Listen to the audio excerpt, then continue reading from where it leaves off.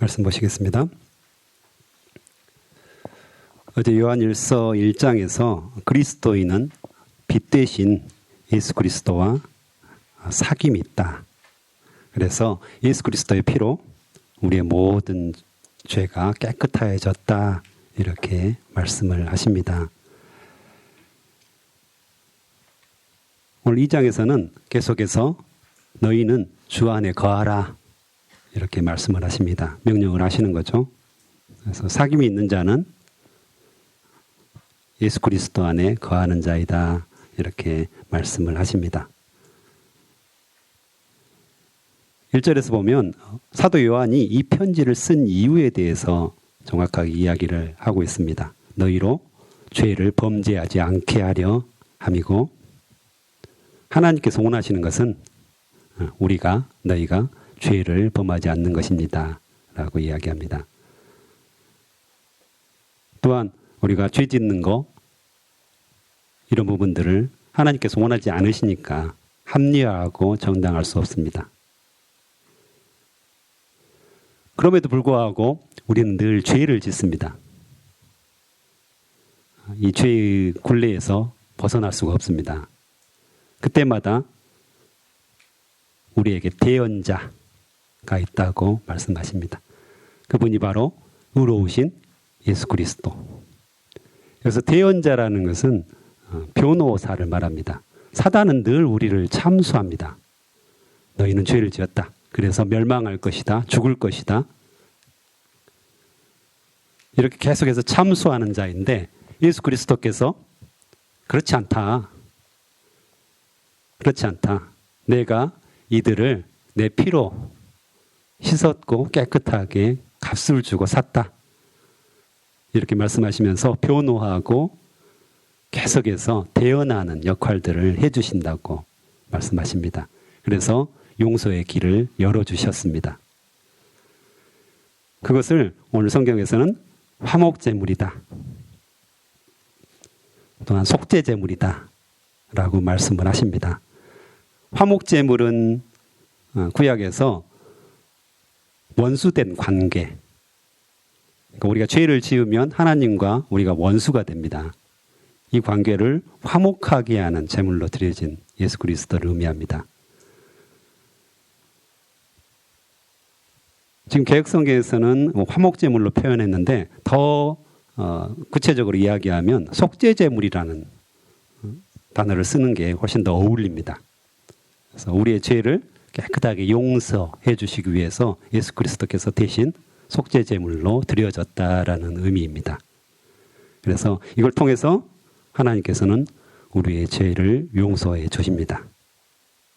그래서 아무리 사단이 참소하고 우리를 고소해도 검사처럼 고소하는 것입니다. 그런데 하나님께서 우리를 변호해 주시고 대언해 주신다라고 말씀을 하시는 것입니다. 또한 너희는 주 안에 거하라. 이 말이 어떤 말일까? 성경에서는 3절로 이렇게 말씀하십니다. 우리가 그의 계명을 지키면 이로써 우리가 그를 아는 줄로 알 것이요. 계명을 지켜야 한다고 말씀하십니다. 어떤 사람이 그리스도를 알았는지 몰랐는지 이것을 판별하는 기준이 있습니다. 아무도 모르죠. 자기가 나는 예수 그리스도를 믿고 있습니다. 라고 이야기하지만 이걸 어떻게 증명할 수 있습니까? 그 증명하는 방법이 바로 예수 그리스도의 계명을 지키는가 지키지 않는가의 여부입니다. 우리가 예수 그리스도의 계명을 지키면 하나님의 말씀을 지키면 그 속에 진리가 있는 것입니다. 예수 그리스도를 믿는 것입니다. 하지만 하나님의 법을 무시하고 하나님을 욕하고 하나님의 말씀대로 따르지 않는 사람은 예수 그리스도를 믿지 않는 사람입니다. 너무 간단하죠, 실제로. 그래서 계속해서 5절에 보면 계명을 지키지 아니하는 자는 거짓말하는 자다. 또한 진리가 그 속에 없습니다. 라고 이야기하고요. 말씀을 지키는 자는 하나님의 사랑이 그 속에서 온전하게 되었습니다. 또한 예수님을 닮아서 예수님이 그 안에 거하시니까 그 예수님의 말씀대로 또한 예수님을 따라서 순종하면서 순종하게 됩니다. 라고 이야기합니다.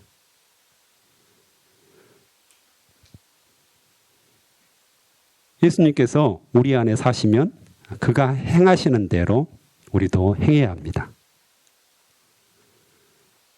그분이 내 안에 계시기 때문에 그대로 드러난다고 이야기합니다.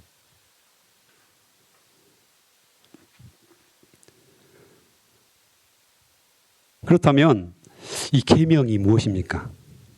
우리가 예수 그리스도 안에 거하면 예수 그리스도의 계명을 지킨다고 하는데 이 계명이 무엇인가를 7절부터 11절까지 설명을 해주겠습니다. 7절에서는 사랑하는 자들아 내가 새 계명을 너희에게 쓰는 것이 아니라 너희가 처음부터 가진 옛 계명이니 라고 말씀하십니다. 그런데 8절에서는 다시 내가 너희에게 새 계명을 쓰노니 이상하잖아요. 그래서 7절에서는 새 계명을 쓰는 것이 아니다 이렇게 분명히 말씀하셨는데 8절에서는 내가 다시 너희에게 새 계명을 쓰노니 다시 새 계명을 쓴다고 이야기했습니다. 왜 이런 말씀을 쓰셨을까요? 그 당시에 이단들 지금 이제 영지주의 이단이라고 하는데 그 당시에도 이단이 굉장히 많았습니다. 그래서 이단이 많았는데 이단들이 늘 자기들이 말하면서 이것이 새로운 말씀이다. 새로운 계명이다. 라고 말하면서 진리를 계속해서 왜곡합니다. 요즘 신천지에 들어가는 사람들이 하는 말이 있습니다. 상담을 해보면 제가 교회에서 느껴보지 못한 교회에서 듣지 못한 새로운 말씀을 들었습니다. 너무 행복합니다. 너무 좋습니다. 왜 우리 기존 교회의 목사들은 이런 말을 안 해줬을까요? 이런 말들을 진짜 많이 합니다. 왜냐하면 이단들이 다 이렇게 쫙 맞춰서 새로운 것을 만들어냈기 때문에 신기합니다. 이런 것이 있나? 아주 이 사단이 지혜가 있죠. 아주 똑똑하죠. 그래서 거짓된 것들을 아주 잘 짜 맞춰놨기 때문에 사람들이 굉장히 새롭게 느껴집니다. 그래서 지금 사도 요한이 내가 너희에게 새 계명을 쓰는 것이 아니다. 이미 구약의 말씀, 있었던 말씀을 너희에게 쓰는 것이다. 이렇게 지금 7절에서 이야기하고요. 그럼 8절에서 새 계명은 뭘까요? 다시 내가 너희에게 새 계명을 쓴다. 이 말은 구약의 말씀, 구약의 말씀이 예수 그리스도로 인하여서 완성이 되었죠. 율법의 완성이라고 하잖아요. 그래서 예수 그리스도로 말미암아서 새 계명이 된 겁니다. 예수 그리스도의 십자가의 사랑으로 말미암아서 구약의 모든 말씀, 그렇죠? 결국에는 사랑하라, 하나님을 사랑하고 내 이웃을 사랑하라 이 말씀인데 예수 그리스도께서 그것을 십자가의 죽으심으로 우리를 사랑하신 거죠. 이게 이제 새롭게 되어졌다. 이게 바로 8절에서 말하는 새 계명입니다. 그래서 예수님께서 십자가의 사랑으로 새롭게 우리에게 주신 계명이다. 이렇게 말씀을 하시는 것입니다. 그래서 그 표현들을 어두움이 지나가고 참빛 예수 그리스도께서 벌써 비침이 되셨다. 이렇게 말씀을 하시는 거죠. 그래서 이제 그 새 계명을 구체적으로 이야기하는데 10절에 보면 그의 형제를 사랑하는 자, 그의 형제를 사랑하는 자가 바로 계명을 지키는 자이다. 새 계명을 지키는 자이다. 이렇게 말씀을 하십니다. 그는 빛 가운데 거하고요. 자기 속에 걸림이 없다 합니다. 요한일서 3장 16절 17절 여기를 보면 형제를 사랑하는 자는 예수님처럼 목숨을 버리는 자라고 이야기합니다. 형제를 목숨 바쳐 사랑한다. 이게 이제 계명을 지킨다, 형제를 사랑한다는 의미입니다. 예수님께서 그렇게 사셨죠. 예수님께서 우리를 위해서 십자가에 죽으신 것처럼 우리도 형제를 사랑한다라고 고백하려면 우리의 목숨을 형제를 위해서 바쳐야 된다. 이렇게 이야기하는 거죠. 그래서 3장 16, 17을 한번 읽어보면 그가 우리를 위하여 목숨을 버리셨으니 우리가 이로써 사랑을 알고 우리도 형제를 위하여 목숨을 버리는 것이 마땅하니라. 이 말씀을 분명하게 하시는 거죠. 그래서 기준을 제시한 겁니다. 형제 사랑의 정도가 어느 정도여야 되는가. 형제를 위해서 목숨을 버리는 것이 마땅하다라고 표현을 하시는 거죠. 또한 형제를 미워하는 자는 어두움에 거하는 자이다. 죄에 거하는 자이다. 이렇게 말씀을 하십니다. 그래서 갈 곳을 모른다고 했고요. 눈이 멀어버렸다고 이야기합니다. 특별히 요한일서 3장 15절에서는 가인의 이야기가 나옵니다. 가인. 그래서 살인자였고 교만한 자였고 자기 중심적인 사람이었죠. 이웃을 돕지 않고 또한 못 본 채 해버리는 자기 중심적인 사람. 가인의 이야기가 나오면서 가인은 형제를 미워하는 자였다라고 분명하게 말씀을 하십니다. 가인이 우리를 대표하는 것이 분명하죠. 우리가 그런 모습들로 살고 있지 않습니까? 예. 12절에서 14절 말씀은 아주 시적인 표현을 쓰는데요. 자녀들아, 아비들아, 형제들아, 아이들아, 아비들아, 청년들아 이렇게 표현을 하면서 너희는 하나님 아버지를 알았고 이미 알았다는 것입니다. 우리가 하나님을 이미 알았고 악한 자, 사단을 이기었다. 모든 것을 완료형 형태로 쓰입니다. 그래서 예전에 너희들이 알았고 지금도 알고 있고 우리 그리스도인들, 예수 그리스도를 우리 마음속에 모시는 자들은 하나님을 이미 알았습니다. 또한 지금도 알고 있습니다. 또한 악한 자, 사단의 괴계를 이미 이겼고요. 지금도 우리가 이기고 있습니다. 왜냐하면 14절 마지막 부분에 보면 하나님의 말씀이 너희 안에 거하시며 너희가 흉악한 자를 이기었다고. 그래서 여기서도 너희 안에 거한다. 이게 분명하게 표현되고 있죠. 요한일서를 쭉 보면 요한복음하고 비슷하다고 이야기했잖아요. 요한복음 15장에 보면 포도나무와 가지 비유가 나옵니다. 15장 4절에 보면 나는 포도나무요 너희는 가지라. 그가 내 안에 내가 그 안에 거하면 사람이 열매를 많이 맺나니 나를 떠나서는 너희가 아무것도 할 수 없습니다. 거한다는 말이 거기에도 이렇게 분명히 있습니다. 그래서 하나가 된다는 의미죠. 포도나무와 가지가 딱 붙어 있어야 된다. 하나가 돼야지 열매를 많이 맺는다라고 표현을 하고 있는데요. 오늘 본문에서도 계속해서 내 안에 거하라 거하라 이렇게 이야기를 하십니다. 15절에서 17절 말씀은 이 세상이나 세상에 있는 것들을 사랑하지 말라. 누구든지 세상을 사랑하면 아버지의 사랑이 그 안에 있지 아니하니 그 안에 거하지 아니하니 이 말씀이잖아요. 그래서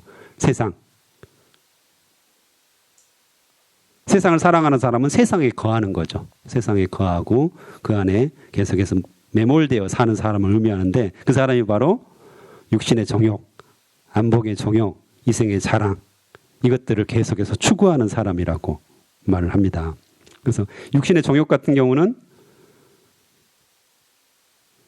노아의 때와 같이 소돔과 고모라의 때와 같이 사람들은 늘 추구하는 것이 있습니다. 먹고 마시고 장가들고 시집가고 대표적인 거죠. 우리 육신을 위해서 육신의 욕망을 위해서 계속해서 살아갑니다. 더 예뻐지고 싶고 더 배부르고 싶고 더 편해지고 싶고 더 맛있는 거 먹고 싶고 다 이런 것들이 육신의 정욕 아니겠습니까? 그래서 늘 우리 배를 채우기 위해서 살아가는 인생 이것을 대표합니다. 또 안목의 정욕. 안목의 정욕은 에덴 동산에서 사단이 하와를 유혹할 때 쳐다보게 만들었습니다. 선악과를 쳐다보게 만들고 거기에 욕심을 내게 유혹을 하는 거죠. 그 다음에 사단도 예수님을 시험할 때 어떻게 합니까? 천하만국, 그 다음에 그 영광을 보여줍니다. 보여주면서 유혹을 하는 거죠. 안목에 정욕이 있다는 것입니다. 우리가 보면 견물생심이라고 욕심이 생기는 거죠.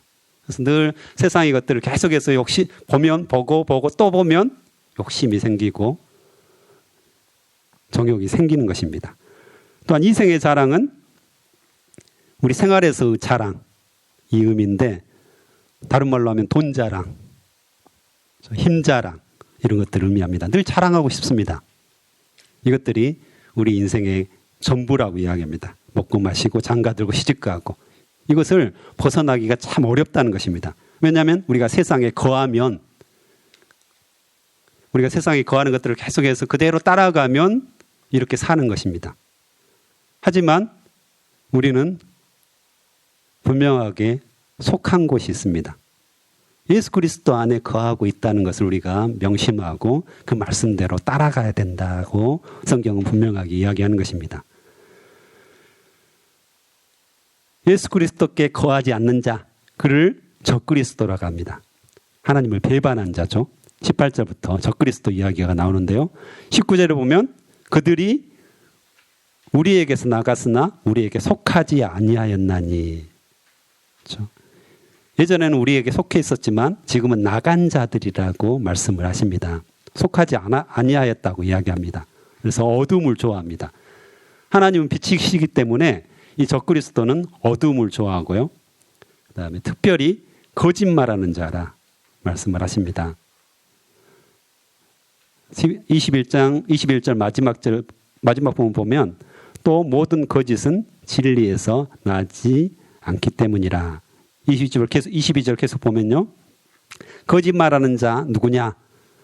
예수께서 그리스도이심을 부인하는 자가 아니냐. 아버지와 아들을 부인하는 자는 그가 적그리스도니. 이렇게 맞습니다. 그래서 아버지께 속하지 않는 자다라고 말씀하시는데요. 이 거짓은 어둠.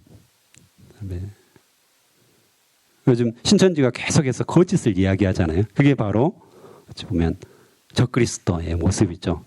예수 그리스도가 그리스도이심을 부인하잖아요. 예수님이 다시 재림하셔야 돼요. 재림하실 재림 주시잖아요. 그런데 이제 이만희가 예수의 영이 이만희에게 임했다. 그래서 이만희가 재림주다. 이렇게 이야기를 한 거죠. 대부분의 이단들이 그렇습니다. 어제 뉴스를 보니까 한국의 100년 역사상, 기독교 100년 역사상 120명의 메시아가 있었다고 합니다. 지금까지 120명이 있었는데 엄청난 수죠. 지금도 상당수가 살아있습니다. 지금도 50몇 명이 살아있다고 이야기하는데 다 자기가 메시아다. 내가 재림주다. 내가 예수다. 내가 다시 왔다. 이렇게 이야기를 했다고 합니다. 하여튼 그렇게 해서 이 사람들 어둠을 좋아하고 거짓말을 계속 해내는 거죠. 제가 필리핀에 있을 때 잠을 자다가 제일 무서웠던 게 이렇게 잠을 자다가 이렇게 한참 자고 있는데 이 얼굴에 뭐가 이렇게 기어다니는 것 같은 그것 때문에 벌떡 일어난 적이 있거든요. 난리가 났죠. 뭐가 이렇게 화들짝 놀란다는 표현을 쓰잖아요. 한참 자고 있는데 근데 바퀴벌레였어요. 필리핀 같은데 열대지방에서는 날아다니는 바퀴벌레가 있거든요. 아주 커가지고 그래서 바퀴벌레가 날아다닙니다. 저쪽 방 구석 위에서 쭉 비행을 해가지고 저쪽 바닥에 착지를 하는 정도의 비행 실력을 가지고 있는데요. 어땠을까요? 그날 난리가 났죠. 집에 있는 모든 바퀴벌레 약을 뿌리고 박멸을 하기 위해서 애를 썼던 그 기억이 있습니다. 이제 어둠을 좋아하죠. 그래서 불을 딱 켜면 순식간에 사라집니다. 순식간에 사라져요. 그래서 어디 있는지 모르겠어요. 근데 불을 켜고 한참 있으면 스물스물 나옵니다. 너무 많기 때문에 완전 박멸은 어려웠는데요. 어쨌든 이 바퀴벌레는 어둠을 좋아합니다. 사람에게 해를 끼치는 거잖아요. 이처럼 적그리스도는 어둠을 좋아하고 사람에게 해를 끼치고 또 바퀴벌레는 굉장히 번식력이 강합니다. 어떻게 그렇게, 심지어는 바퀴벌레는 이렇게 죽여도 거기에다 알을 낳고 죽습니다. 그래가지고 거기서 다시 바퀴벌레가 생기는데요. 어쨌든 여기 적그리스도와 바퀴벌레가 그렇게 닮았을까 이런 생각들을 해본 적이 있습니다. 계속해서 24절부터 마지막 절까지는 반복됩니다. 거하라는 말이 계속해서 반복되는데요. 너희는 처음부터 들은 것을 너희 안에 거하게 하라. 너희가 아들과 아버지 안에 거하리라 말씀하시고요. 26절에도 기름 부음이 너희 안에 거하나니, 27절에도 주 안에 거하라. 그래서 기름 부음, 성령 충만, 성령께서 너희 안에 거하게 하라라고 말씀을 하십니다. 그 다음에 28절에도 자녀들아 이제 그의 안에 거하라. 계속해서 그리스도 안에, 하나님 안에 우리가 거해야 한다고 말씀하십니다. 거한다는 말은 머물다, 동거하다, 동행하다, 사귄다, 연합하다, 다양한 의미로 쓸 수 있죠. 그래서 우리가 계속해서 주의 계명을 지키고 주의 말씀을 따라 순종하고 계속해서 살아가야 된다. 거해야 된다. 이렇게 말씀을 하시는 거죠. 그 이유는 그것 때문에 우리가 구원을 받는 것은 아닙니다. 이미 구원을 받았잖아요. 그렇죠? 우리가 열심히 노력해가지고 율법을 지키고 말씀을 계속 지키니까 구원을 얻는다. 이건 이단입니다. 사단이 신천지에서 그렇게 말하잖아요. 너희가 14만 4천에 들어가려면 헌금도 많이 해야 되고 계속해서 전도해야 되고 뭔가를 계속 해야지, 계속해서 뭔가를 지켜야지 그 안에 들어갈 수 있어, 구원을 받을 수 있어, 이렇게 말하는데 우리는 그러지 않습니다. 이미 우리는 구원을 받았습니다. 너희들 알고 있지 않느냐? 지금 계속해서 사도 요한이 말을 합니다. 너희들 알고 있지 않느냐? 너 이미 구원 받았다. 예수 그리스도 안에 너희는 완전하게 되었고 죄 씻음을 받았고 구원 받은 것이 확실하다. 그럼 왜 우리가 예수 그리스도 안에 거하기 위해서 말씀, 계명을 지켜야 합니까? 말하니까 28절에 보면 좀 더 주 안에서 견고하게 서기 위하여서, 그래서 그가 강림하실 때 우리로 담대함을 얻어 그 앞에서 부끄럽지 않게 하려 함이라. 이렇게 분명하게 이야기하십니다. 그래서 우리가 말씀을 지키고 계명을 지키는 것은 구원을 얻기 위해서 지키는 것이 아니라 이미 하나님이 우리에게 구원을 주셨기 때문에 감격하고 감사하고 기뻐하고 즐거워하고 그렇게 해서 하나님의 말씀을 따라 사는 겁니다. 그래서 종종 우리가 교회 다니는 게 너무 힘들어라고 이렇게 이야기하시는 분이 있어요. 봉사하는 게 너무 힘들어요. 왜 이렇게 교회에서는 하지 말라 이런 게 맞나요? 그건 너무 짐이에요 라고 이야기하는 분들이 종종 있거든요. 근데 그 복음에 대해서 정확하게 모르는 겁니다. 우리가 하나님 안에 거하고 하나님과 함께 하기 때문에 그분이 주신 은혜 때문에 너무 감격해서 우리가 주의 말씀을 따르고 주께서 우리를 사랑하셨기 때문에 우리도 좀 더 주님을 사랑하고자 하는 그런 자발적인 마음, 그런 마음들이 우리 안에 생긴다 이겁니다. 그래서 우리가 너희 안에 거하라. 너희는 주 안에 거하라. 이 말씀하셨으니까 그 말씀을 따라 살았으면 좋겠습니다. 이 시간 기도하겠습니다.